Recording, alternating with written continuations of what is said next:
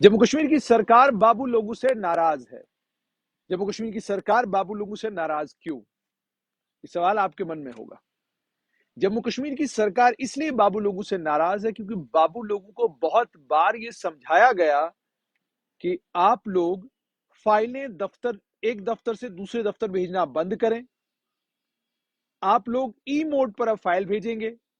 ई mode पर file हमारे पास आएगी, फाइल की प्रोसेसिंग ई मोड पर होगी, सारी चीजें ऑनलाइन होंगी। और ऑनलाइन होने का सबसे बड़ा फायदा यह होगा कि फाइल को ट्रैक किया जा सकता है कि आखिरकार फाइल की स्थिति क्या है। और दूसरा ये कि जो टाइमलाइंस दी गई हैं, 7 दिन की टाइमलाइन है, 10 दिन की टाइमलाइन है, 20 दिन की टाइमलाइन है, 25 दिन की टाइमलाइन है, उन टाइमलाइंस पर काम किया जा सके। यानी ये ना हो कि बाबू लोगों की मर्जी आ गई, एक फाइल दफ्तर में पेंडिंग पड़ी हुई है और युवा सड़कों के ऊपर नारे लगा रहे हैं, दरवाजे के बाहर युवा खड़े हैं, इंतजार में हैं, लेकिन उसके बावजूद वो फाइल वहां से मूव नहीं करती क्योंकि फाइल की फिजिकल मूवमेंट होती थी। तो आज एक सर्कुलर इशू किया है जनरल एडमिनिस्ट्रेशन डिपार्टमेंट में, जिसमें जनरल एडमिनिस्ट्रेशन डिपार्टमेंट ने यह कहा है कि 2 सितंबर 2021 को पहले हमने सर्कुलर इशू किया, फिर हमने 20 सितंबर 2021 को एक और सर्कुलर इशू किया और उसके बाद 12 नवंबर 2021 3 बार आपको चेताया, 3 बार आपको बताया, तमाम एचओडीज को यह बताया गया कि आप ई ऑफिस पर आ जाएं, e office mode of working पर आ जाएं। और तमाम एचओडीज को ये कहा गया, मूव वाले भी और नॉन मूव वाले भी, सबको ये कहा गया कि आपको इंफॉर्मेशन टेक्नोलॉजी डिपार्टमेंट पूरी पूरी मदद करेगा।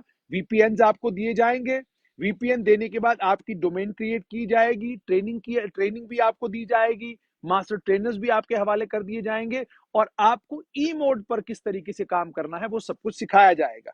लेकिन आदतें जो बिगड़ी हो उनको ठीक करने में, उनको बदलने में लंबा वक्त लगता है। और बात बाबू लोगों की हो और आदत बदले, ऐसा हो सकता है क्या?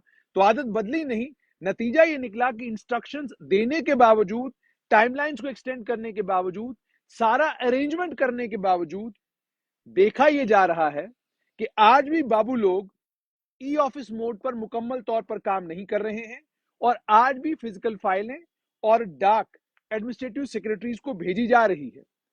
और उच्च स्तर पर इसको बहुत गंभीरता के साथ देखा गया है। कहा यह जा रहा है कि उच्च स्तर पर कि अब आप जो भी काम करेंगे वो ऑनलाइन माध्यम से करेंगे, ई मोड पर करेंगे, ताकि आपकी फाइल की मूवमेंट को चेक किया जा सके।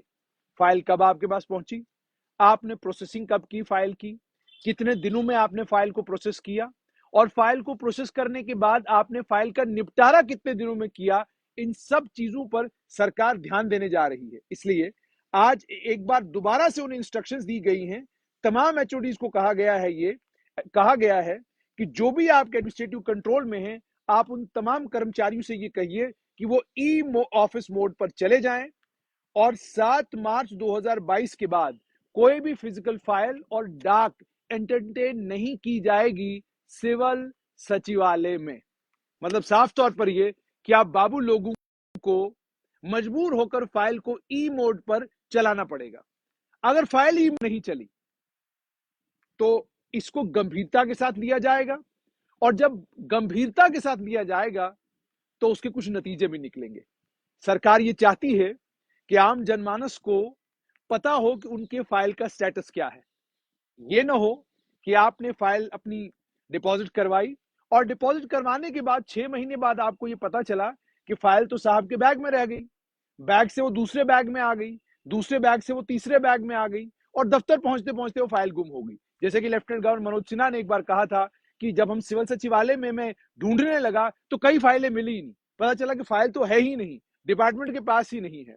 तो इन चीजों को रोकने के लिए, प्रशासन को और ज्यादा ठीक करने के लिए और मुकम्मल तौर पर ई मोड पर, ऑनलाइन मोड पर आने के लिए सरकार ने तमाम एचओडीज को कहा है कि 7 मार्च तक आप अपनी आदतें बदलें, आदतें सुधारें, वरना 7 मार्च के बाद आपकी फाइल और आपका डाक पैड कबूल नहीं किया जाएगा।